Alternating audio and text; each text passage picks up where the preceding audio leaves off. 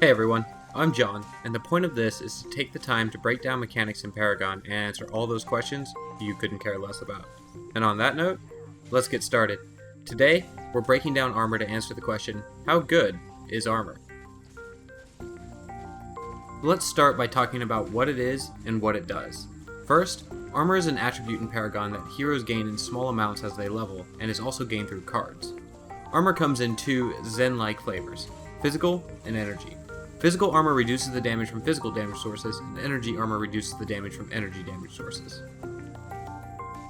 Paragon uses a specific formula for determining how much damage reduction is applied, and involves three variables: the armor of the target, or the hero being attacked, the armor penetration of the attacker, and the level of the target. The formula is as follows: the armor of the target minus the penetration of the attacker, divided by 100 plus the armor of the target minus the penetration of the attacker, plus 10 times the level of the target minus 1. Any more penetration, and this becomes rated... well, anyways. For you math nerds, you may have noticed two things about this formula. First, it can be simplified further. Not sure that really matters, but you can't say I didn't bring it up. Secondly, and this one actually matters, you may have noticed that the numerator also appears in the denominator. And that's important because it means the denominator will change at the same rate as the numerator, and that creates what is more commonly called diminishing returns. What that means is, the more armor you get, the less damage reduction gains are obtained. In other words, the next point of armor is worth less damage reduction than the previous point of armor. That matters because it becomes impossible to obtain 100% damage reduction, and now becomes a trade-off between how much damage reduction you think is necessary versus the amount of card points you are willing to spend on it. Card points you would not be able to spend on something else. Now, if we graph the formula, we get... oh. Well, that's fancy. If we graph the formula, we get this line, where the x-axis or horizontal axis is the amount of armor you have, and the y-axis or vertical axis is the percent of damage reduction obtained. What we see here is that the line's slope decreases as we move right along the x-axis, and that is the visual representation of diminishing returns. Now, if we plot points along this line at specific intervals, in this case for every 10 percentage points of damage reduction, it'll show us two things. First, the distance between each 10 percentage points increases between each point and the next. Secondly, we see that we can get quick gains for a relatively small amount of armor, but just as quickly reach a point where those gains are noticeably less valuable. Now, you're probably not wondering about what the implications of all this are, but I'm going to tell you anyways. It's easy to think of damage reduction as just that, but that perspective makes it hard to understand what damage reduction is doing for you. So I went ahead and converted the formula for armor into effective health gains. As you can see here, damage reduction is providing a relatively linear and large effective health gain, even with diminishing returns. Now this is an interesting effect of damage reduction in regards to diminishing returns, because even though you get less damage reduction per point of armor gained compared to the previous point, the amount of damage it takes to kill your hero is netting better gains over the damage reduction. For example, if you have 10% damage reduction, you actually gain 111.1% effective health. At 20% damage reduction, you gain 125% effective health. And this trend continues where 50% damage reduction effectively doubles your health. Now, I bet you're thinking, but that only applies to one type of damage. To which I say, thanks for paying attention to what I said near the beginning of this video. No, seriously, thanks for paying attention.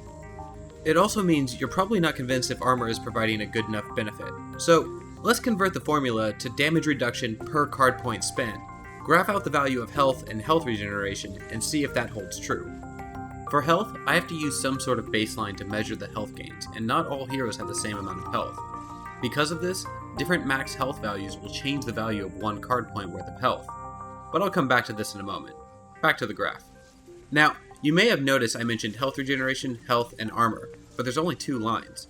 And you may have realized that 2 doesn't equal 3. And you'd be correct.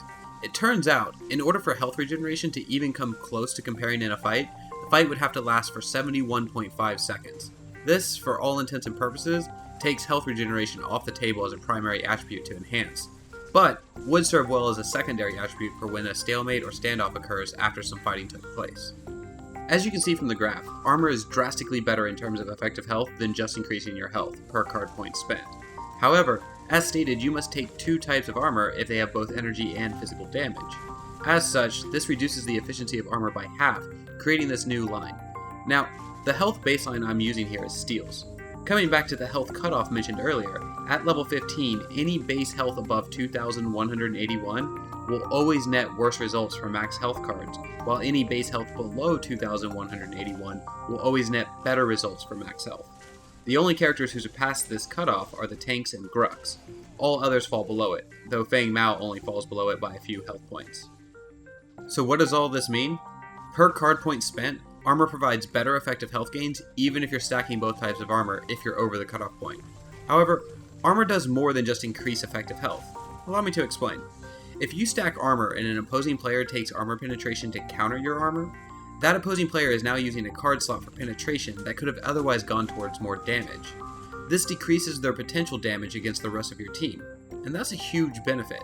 The more penetration they have to stack, the more gains you and your team are getting out of it. Now, that doesn't mean that only one person should be getting armor, but regardless, armor is the best defensive attribute anyone can take, and at least one person on your team should be taking it, especially since hitting 50% damage reduction is relatively easy, which would bring those 1k crits everyone's complaining about down to 500 damage on the person stacking armor.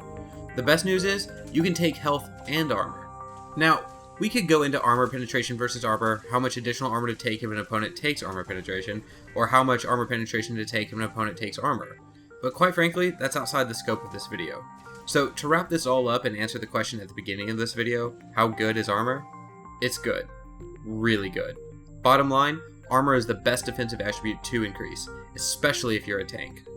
Like the video? Hit that like button, subscribe, and share it with your friends.